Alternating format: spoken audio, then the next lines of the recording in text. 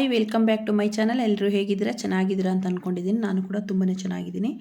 ನಾನಿವತ್ತು ಬೆಳಗ್ಗೆ ಎದ್ಬಿಟ್ಟು ಟಿಫನಿಗೆ ಅಂದ್ಬಿಟ್ಟು ಕಡುಬು ಮಾಡ್ಕೊಂಡಿದ್ದೆ, ರವೆಯಿಂದ ಕಡುಬು ಮಾಡ್ಕೊಂಡಿದ್ದೆ. ಹಾಗೆ ಮಕ್ಕಳಿಗೆಲ್ಲ ಟಿಫನ್ ಕೊಟ್ಬಿಟ್ಟು ಮಗ ಕಾಲೇಜಿಗೆ ಹೋದ, ಮಗಳು ಸ್ಕೂಲಿಗೆ ಹೋದ್ಲು. ಹಾಗೆ ನಾನು ಮನೆ ಕೆಲಸ ಮಾಡ್ಕೊಳ್ಳೋಣ ಅಂದ್ಬಿಟ್ಟು ಸ್ಟಾರ್ಟ್ ಮಾಡಿಕೊಂಡೆ. ನವರಾತ್ರಿ ಸ್ಟಾರ್ಟ್ ಆಯ್ತಲ್ವ, ಸ್ವಲ್ಪ ಮನೆಯೆಲ್ಲ ಕ್ಲೀನ್ ಮಾಡ್ಕೊಳ್ಳೋಣ ಅಂದ್ಬಿಟ್ಟು ಸ್ವಲ್ಪನೇ ಮಾಡ್ಕೊಳಕ್ಕೆ ಸ್ಟಾರ್ಟ್ ಮಾಡಿದೆ. ನಾವು ಹಬ್ಬ ಅಂದರೆ ಗೊಂಬೆ ಎಲ್ಲ ಕೂರಿಸ್ಬಿಟ್ಟು ಹಬ್ಬ ಏನು ಮಾಡಲ್ಲ.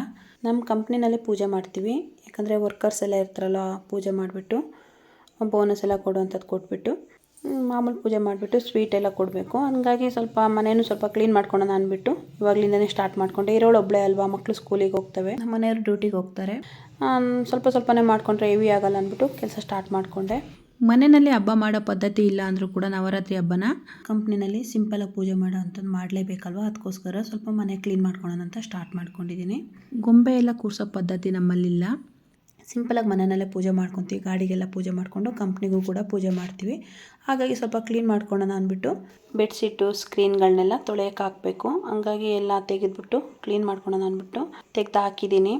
ಒಂದೇ ಸಾರಿ ಕ್ಲೀನ್ ಮಾಡ್ಕೊಳೋದಕ್ಕಿಂತ ಸ್ವಲ್ಪನೇ ಮಾಡ್ಕೊಳೋದ್ರಿಂದ ಈಸಿ ಆಗುತ್ತೆ ಅಂದ್ಬಿಟ್ಟು ಸಂಧಿಯಲ್ಲಿ ಇರೋವಂಥ ನೋಡಿ, ಈ ಮೂಲೆಯಲ್ಲಿ ಟೈಲರಿಂಗ್ ಮಿಷಿನ್ ಇಟ್ಟಿದೆ.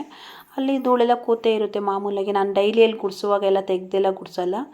ಹಾಗಾಗಿ ಇವತ್ತು ಎಲ್ಲ ತೆಗೆದು ಕ್ಲೀನ್ ಮಾಡ್ಕೊಂಡು ಗುಡಿಸ್ಕೊಂಡು ಕೆಳಗಡೆ ಮಂಚದ ಸಂದಿ ಎಲ್ಲ ಕ್ಲೀನ್ ಮಾಡ್ಕೊಂಡು ನೀಟಾಗಿ ಗುಡಿಸ್ಕೊಂಡು ಒರೆಸ್ಕೊಂಡು ಸೈಡಿಗೆ ಇಟ್ಕೊತೀನಿ. ಪಾತ್ರೆನೂ ಅಷ್ಟೇ, ಮೇಲಿಂದ ಎಲ್ಲ ತೆಗೆದು ತೊಳೆಯೋಕ್ಕೆ ಹೋಗಲ್ಲ.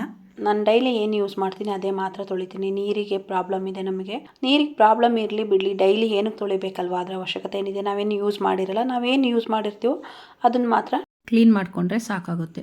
ಹಾಗೆ ಮನೆಯೆಲ್ಲ ಕ್ಲೀನ್ ಮಾಡಿಕೊಂಡು ಕೆಳಗಡೆ ಎಲ್ಲ ಕ್ಲೀನ್ ಮಾಡಿಕೊಂಡೆ. ಎಲ್ಲ ಮನೆಯೆಲ್ಲ ನೀಟಾಗಿ ಒರೆಸ್ಕೊಂಡು ಗುಡಿಸ್ಕೊಂಡು ಕ್ಲೀನ್ ಮಾಡ್ಕೊಳ್ಳೋಣ ಅಂದ್ಬಿಟ್ಟು ಮಾಡಿಕೊಂಡೆ. ಮಕ್ಕಳು ಬಂದರೆ ಏನೂ ಮಾಡೋಕ್ಕಾಗಲ್ಲ, ಓಡಾಡ್ತಾ ಇರ್ತಾರೆ, ಟಿ ವಿ ಹಾಕ್ತಾ ಇರ್ತಾರೆ, ಡಿಸ್ಟರ್ಬ್ ಆಗುತ್ತೆ. ನಾನು ಒಬ್ಬಳೇ ಇರೋದ್ರಿಂದ ನಾನು ನೀಟಾಗೆಲ್ಲ ಕ್ಲೀನ್ ಮಾಡ್ಕೊತೀನಿ. ಎಲ್ಲ ಒಂದೊಂದೇ ನೀಟಾಗಿ ಕ್ಲೀನಾಗಿ ಒರೆಸ್ಬಿಟ್ಟು, ಇವರೇನು ಹಬ್ಬಕ್ಕೆ ಮಾತ್ರ ಕ್ಲೀನ್ ಮಾಡ್ತಾರೆ ಅಂದ್ಕೊಂಬಿಡಿ. ಡೀಪಾಗಿ ಕ್ಲೀನ್ ಮಾಡ್ಕೊಳ್ಳೋದು ತಿಂಗಳಿಗೆ ಒಂದು ಸಾರಿ ಮಾತ್ರ. ಡೈಲಿ ಗುಡಿಸೋದು ಒರೆಸೋದು ಇದ್ದಿದ್ದೆ. ಹಬ್ಬದಲ್ಲಿ ಮಾತ್ರ ಸ್ವಲ್ಪ ಡೀಪಾಗಿ ಕ್ಲೀನ್ ಮಾಡ್ಕೊತೀನಿ. ಹಾಗೆ ಸ್ವಲ್ಪ ಬಟ್ಟೆ ತೊಳೆಯೋಕ್ಕಿತ್ತು. ನನ್ನ ಮಗ ಅಂತೂ ಡೈಲಿ ಒಂದೊಂದು ಬಟ್ಟೆ ಹಾಕ್ಕೊಂಡೋಗಿ ಡೈಲಿ ಬಿಚ್ಚುತ್ತಾ ಇರ್ತಾನೆ. ತೊಳಿಲೇಬೇಕಲ್ವ, ಕಾಲೇಜಿಗೆ ಹೋಗೋ ಹುಡುಗ. ನೀಟಾಗೆಲ್ಲ ನೋಡಿಬಿಟ್ಟು ಕ್ಲೀನಾಗಿ ತೊಳೆದು ಹಾಕೊತೀನಿ. ಅದರಲ್ಲೂ ಡಿವೈಡ್ ಮಾಡಿ ಹಾಕ್ಕೊಬೇಕು. ವೈಟ್ ಬಟ್ಟೆ ಬೇರೆ, ಕಲರ್ ಬಟ್ಟೆ ಬೇರೆ. ಒಟ್ಟೊಟ್ಟಿಗೆ ಹಾಕಿದರೆ ಕಲರ್ ಬಿಟ್ಕೊಳ್ಳುತ್ತೆ. ಬಟ್ಟೆ ಹಾಳಾದರೆ ಮತ್ತೆ ಜಗಳ ಮಾಡ್ತಾನೆ. ಅದಕ್ಕೋಸ್ಕರ ಎಲ್ಲ ಡಿವೈಡ್ ಮಾಡಿಕೊಂಡು ತೆಗೆದಿಟ್ಕೊತಾ ಇದ್ದೀನಿ. ಜೋಬಿಗೆಲ್ಲ ನೋಡ್ಕೊಂಡು ನಮ್ಮ ಮನೆಯವರು ಏನಾದರೂ ಇಟ್ಟಿರ್ತಾರೆ ಚೀಟಿ ಅಂದ್ಕೊಂಡು. ಹಾಗಾಗಿ ಎಲ್ಲ ಡಿವೈಡ್ ಮಾಡಿಕೊಂಡು ಚೆಕ್ ಮಾಡಿಕೊಂಡು ಬಟ್ಟೆ ಮಿಷಿನಿಗೆ ಹಾಕೊಂಡು ಅಂದ್ಬಿಟ್ಟು ರೆಡಿ ಮಾಡಿಕೊಂಡೆ.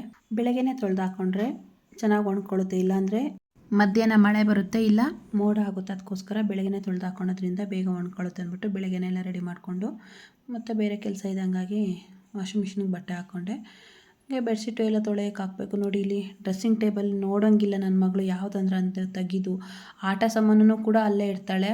ಅದು ಡ್ರೆಸ್ಸಿಂಗ್ ಟೇಬಲ್ ಅನ್ನೋ ಥರ ಇಲ್ಲ, ಕ್ಲೀನ್ ಮಾಡಬೇಕು. ಅದನ್ನ ಇವಾಗ ಕ್ಲೀನ್ ಮಾಡೋಕ್ಕೆ ಟೈಮ್ ಇಲ್ಲ. ನೋಡಿ ಎಷ್ಟು ಮೆಸ್ಸಿ ಆಗಿದೆ ಅಂದ್ಬಿಟ್ಟು, ಟೈಮ್ ಇಲ್ಲ, ಮಾಡಬೇಕು. ಒಳಗಡೆ ಎಲ್ಲ ಗುಡಿಸಿ ಒರೆಸಿ ಕ್ಲೀನ್ ಮಾಡಿಕೊಂಡು ನಾವು ಮಾಡೋದನ್ನೆಲ್ಲ ಡೀಪಾಗಿ ತೋರ್ಸೋಕ್ಕಾಗಲ್ಲ. ಸ್ವಲ್ಪ ತೋರಿಸಿರ್ತೀನಿ. ಇಷ್ಟೇನ ಮಾಡಿದ್ದು ಡೀಪ್ ಕ್ಲೀನು ಅಂತಾರೆ ಅಂದ್ಕೊಬೇಡಿ. ಇವಾಗ ಸ್ವಲ್ಪ ಮೇಲೆ ಕ್ಲೀನ್ ಮಾಡ್ಕೊಳ್ಳೋಣ ಅಂತ ಹೋದೆ. ಮಗಳದು ಶೂ ಹಂಗೆ ತೊಳೆಯೋಕ್ಕಿತ್ತು, ತೊಳ್ಕೊಂಡೆ. ವೈಟ್ ಶೂ ತುಂಬಾ ಗಲೀಜಾಗುತ್ತೆ, ಹಾಕ್ದಾಗೆಲ್ಲ ತೊಳಿಲೇಬೇಕು. ಹಂಗಾಗಿ ತೊಳೆದ್ಬಿಟ್ಟು ಮೇಲೆ ಕ್ಲೀನ್ ಮಾಡೋಣ ಅಂದ್ಕೊಂಡು ಸ್ಟಾರ್ಟ್ ಮಾಡಿಕೊಂಡೆ.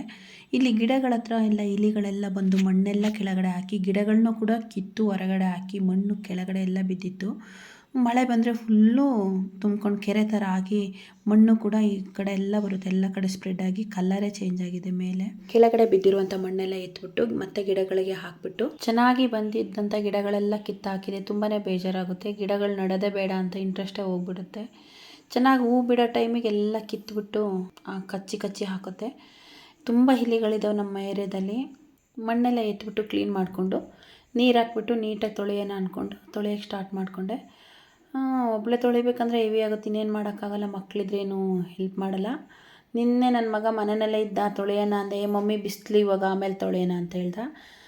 ಸಂಜೆ ಅಷ್ಟೊತ್ತಿಗೆ ಫ್ರೆಂಡ್ಸ್ ಕರೀತಾರೆ ಮಮ್ಮಿ ಅಂತ ಹೋದ. ಸಂಜೆ ಬಿಸಿಲು ಕಮ್ಮಿ ಆಗ್ತಿದ್ದಂಗೆ ಫ್ರೆಂಡ್ ಜೊತೆ ಹೋದ. ಮತ್ತು ಇನ್ಯಾವಾಗ ತೊಳೆಯೋದು, ಇನ್ನು ಅವ್ರನ್ನ ನಂಬ್ಕೊಂಡ್ರೆ ಆಗಲ್ಲ ಅಂದ್ಬಿಟ್ಟು ಒಬ್ಬಳೇ ತೊಳೆದೆ. ನನ್ನ ಕೆಲಸ ಎಲ್ಲ ಮುಗಿಯೋಷ್ಟೊತ್ತಿಗೆ ಮಧ್ಯಾಹ್ನ ಆಯಿತು. ಹಾಗೆ ಕೆಲಸ ಎಲ್ಲ ಮುಗಿಸ್ಕೊಂಡು ಸ್ನಾನ ಮಾಡಿಕೊಂಡು ಊಟದ ಟೈಮು ಆಯಿತು. ನಾನು ಮಧ್ಯಾಹ್ನಕ್ಕೆ ಅಡುಗೆ ಏನೂ ಮಾಡ್ಕೊಂಡಿಲ್ಲ. ಬೆಳಗ್ಗೆ ಮಾಡಿರುವಂಥ ಕಡುಬು ಸಾಂಬಾರೇ ಇದೆ, ಅದನ್ನೇ ತಿನ್ಕೊತೀನಿ. ಒಬ್ಬಳಿಗೆ ಅಲ್ವಾ, ಮಧ್ಯಾಹ್ನಕ್ಕೆ ಏನೂ ಮಾಡೋಕ್ಕೆ ಹೋಗಿಲ್ಲ. ಊಟ ಮಾಡಿಬಿಟ್ಟು ಸ್ವಲ್ಪ ಹೊತ್ತು ಮಲ್ಕೊಂಡೆ. ಅಲಾರಾಮ್ ಇಟ್ಕೊಂಡು ಮಲ್ಕೊಂಡಿದ್ದೆ. 3 ಕಾಲಿಗೆ ಎದ್ಬಿಟ್ಟು ರೆಡಿ ಆಗಿಬಿಟ್ಟು ಕರ್ಕೊಂಡು ಬರೋಣ ಅಂತ ಸ್ಕೂಲ್ ಹತ್ರ ಹೋಗಿ ಕರ್ಕೊಂಡು ಬಂದೆ. ಸ್ಕೂಲಿಂದ ಬಂದ ತಕ್ಷಣ ಅವಳಿಗೆ ಏನಾದರೂ ತಿನ್ನೋದಕ್ಕೆ ಕೊಡಬೇಕು. ಅದಕ್ಕೋಸ್ಕರ ಇವತ್ತು ಮ್ಯಾಗಿ ಮಾಡಿಕೊಡೋಣ ಅಂದ್ಬಿಟ್ಟು ರೆಡಿ ಮಾಡೋಕ್ಕಂತ ಇಟ್ಕೊಂಡೆ. ನಾನು ಸಿಂಪಲ್ಲಾಗೆ ಮಾಡ್ತೀನಿ, ಮಸಾಲೆ ಏನೂ ಹಾಕ್ತಾಯಿಲ್ಲ ಇವತ್ತು. ಸಿಂಪಲ್ಲಾಗೆ ನೀರಿಗೆ ಹಾಕಿ ಬರೀ ಸ್ವಲ್ಪ ಉಪ್ಪು ಹಾಕ್ಬಿಟ್ಟು ಚೆನ್ನಾಗಿ ಬೇಯಿಸ್ಕೊಡ್ತೀನಿ. ಚೆನ್ನಾಗಾಗುತ್ತೆ ಇದು ಕೂಡ. ಅವರು ಇದೇ ಥರ ಜಾಸ್ತಿ ಇಷ್ಟಪಡ್ತಾರೆ. ಮಸಾಲೆ ಎಲ್ಲ ಹಾಕಿ ಮಾಡೋದ್ರಿಂದ ಅಷ್ಟೊಂದು ಇಷ್ಟಪಟ್ಟು ತಿನ್ನಲ್ಲ. ನಾವೆಲ್ಲರಿಗೂ ಬೇಕು ಅಂದರೆ ನಾನು ಜಾಸ್ತಿ ಮಸಾಲೆ ಇಟ್ಬಿಟ್ಟು ಮ್ಯಾಗಿ ಮಾಡ್ಕೊತೀನಿ. ಹಾಗೆ ನಮಗೆ ಸ್ನ್ಯಾಕ್ಸಿಗೆ ಆಗುತ್ತೆ ಅಂದ್ಬಿಟ್ಟು ಕಡಲೆಕಾಯಿ ಇತ್ತು, ಕಡಲೆಕಾಯಿ ಬೇಯೋಕ್ಕಾಗ್ತೆ ತೊಳೆದ್ಬಿಟ್ಟು ನೀರು ಹಾಕಿ ಒಂದೆರಡು ಕೂಗಿಸ್ಕೊತೀನಿ. ಈ ಕಡೆ ಮ್ಯಾಗಿ ಕೂಡ ರೆಡಿ ಆಯಿತು. ತೆಳ್ಳಗೆ ಮಾಡಿಕೊಟ್ರೆ ಸೂಪ್ ಥರ ಕುಡಿಯೋದಕ್ಕೆ ಇಷ್ಟಪಡ್ತಾರೆ, ಹಾಗಾಗಿ ನಾನು ತೆಳ್ಳಗೆ ರೆಡಿ ಮಾಡಿಕೊಡ್ತೀನಿ. ಬೆಳಗ್ಗೆಯಿಂದ ಕೆಲಸ ಮಾಡಿ ಮಕ್ಕಳನ್ನೂ ನೋಡಿಕೊಂಡು ಮಕ್ಕಳಿಗೆ ಏನು ಬೇಕು ಅದೆಲ್ಲ ಮಾಡಿಕೊಟ್ಟು ತುಂಬಾ ಟಯರ್ಡ್ ಆಗಿದೆ. ಹಾಗಾಗಿ ನಮ್ಮನೆಯವ್ರು ಫೋನ್ ಮಾಡಿದಾಗ ಏನು ಅಡುಗೆ ಮಾಡಿದೆಯಾ, ಮಾಡೋಕ್ಕಾಗುತ್ತಾ ಇಲ್ಲ ಅಂತ ಕೇಳಿದರು. ಇಲ್ಲ ಮಾಡ್ತೀನಿ ಅಂತ ಹೇಳಿದೆ. ಆದರೂ ಕೂಡ ಅವರು ಅಡುಗೆ ಏನು ಮಾಡೋಕ್ಕೆ ಹೋಗಬೇಡ, ಬರ್ತಾ ಊಟ ತರ್ತೀನಿ ಅಂತ ಹೇಳಿದರು. ಹಾಗಾಗಿ ನಾನು ಇವತ್ತು ಅಡುಗೆ ಏನೂ ಮಾಡ್ಕೊಂಡಿಲ್ಲ. ಅವ್ರು ಏನು ತರೋದಾದರೂ ಫಸ್ಟು ಮಕ್ಕಳನ್ನ ಕೇಳ್ಕೊತಾರೆ ಏನು ಬೇಕು ಅಂದ್ಬಿಟ್ಟು. ಮಕ್ಳು ಏನು ಹೇಳ್ತಾರೋ ಅದನ್ನೇ ತೊಗೊಂಡು ಬರ್ತಾರೆ. ನಮ್ಮನೆ ಮಕ್ಳು ಇಷ್ಟಪಡೋ ಅಂಥದ್ದು ತಂದೂರಿ ಚಿಕನ್ ಬಿರಿಯಾನಿ, ಹಾಗಾಗಿ ಅದನ್ನೇ ಪಾರ್ಸಲ್ ಮಾಡಿಸ್ಕೊಂಬಂದಿದ್ರು. ಎಲ್ಲ ತಿಂದ್ಬಿಟ್ಟು ಊಟ ಮಾಡಿ ಮಲ್ಕೊಂಡ್ವಿ. ಟೈಮ್ ಅಲ್ಲಿಗೆ 10 ಗಂಟೆ ಆಗೋಯಿತು.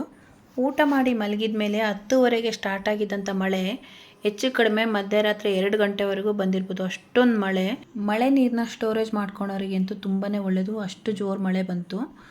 ನಾನು ಸ್ವಲ್ಪ ಒಂದು 2-3 ಬಕೆಟ್ ತುಂಬಿಸಿಟ್ಕೊಂಡೆ, ಮೆಟ್ಲು ತೊಳೆಯೋಕ್ಕಾಗುತ್ತೆ ಅಂದ್ಬಿಟ್ಟು. ಚೆನ್ನಾಗಿ ಬಂತಪ್ಪ, ತುಂಬಾ ಜೋರು ಮಳೆ. ಎಲ್ಲ ಮಲಗಿದ ಮೇಲೆ ಬಂತು, ಯಾರಿಗೂ ತೊಂದರೆ ಆಗೋಲ್ಲ. ಕೆಲ್ಸಕ್ಕೆ ಹೋಗೋವಂಥವ್ರು ಕೆಲ್ಸಕ್ಕೆ ಹೋಗಿರ್ತಾರೆ, ಮಲ್ಗೋವಂಥವ್ರು ಮಲ್ಕೊಂಡಿರ್ತಾರೆ. ನಾನು ನನ್ನ ಮಗಳು ಮೇಲೆ ಬಂದುಬಿಟ್ಟು ಸ್ವಲ್ಪ ನೀರು ತುಂಬಿಸಿಟ್ಕೊಂಡು ಮತ್ತೆ ಹೋಗಿ ಮಲ್ಕೊಂಡ್ವಿ. ಇವತ್ತಿನ ಲಾಗ್ ನಾನು ಇಲ್ಲಿಗೆ ಎಂಡ್ ಮಾಡ್ತಾಯಿದ್ದೀನಿ. ಪ್ರತಿಯೊಂದನ್ನು ಡೀಟೇಲಾಗಿ ತೋರ್ಸೋಕ್ಕಾಗಲ್ಲ, ಎಷ್ಟಾಗುತ್ತೋ ಅಷ್ಟು ಚಿಕ್ಕದಾಗಿ ಕ್ಲಿಪ್ಪಿಂಗ್ಸ್ ಹಾಕಿದ್ದೀನಿ.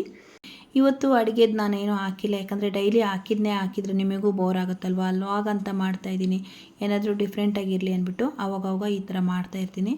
ಇಷ್ಟ ಆಗಿದರೆ ಒಂದು ಲೈಕ್ ಮಾಡಿ, ಶೇರ್ ಮಾಡಿ, ಕಮೆಂಟ್ ಮಾಡಿ. ಹಾಗೆ ಸಬ್ಸ್ಕ್ರೈಬ್ ಮಾಡದೆ ಯಾರಾದರೂ ನೋಡ್ತಿದ್ರೆ ಒಂದು ಸಬ್ಸ್ಕ್ರೈಬ್ ಮಾಡ್ಕೊಳ್ಳಿ. Thank you.